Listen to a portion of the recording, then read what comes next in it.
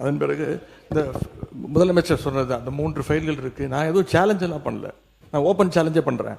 முதலமைச்சர் அவர்கள் தொடர்ந்து பார்க்கட்டும், யார் மீது நடவடிக்கை எடுக்க உண்மையாக குற்றச்சாட்டு ஆதாரத்தோடு இருந்தால் அவர் நடவடிக்கை எடுக்கட்டும்.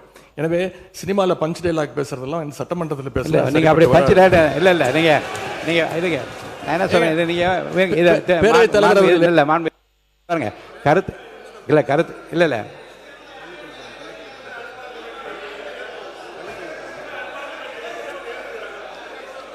மாண்புமிகு பள்ளி கல்வித்துறை அமைச்சர். மாண்புமிகு பேரவைத் தலைவர் அவர்களே, முதல்ல உட்காருங்க.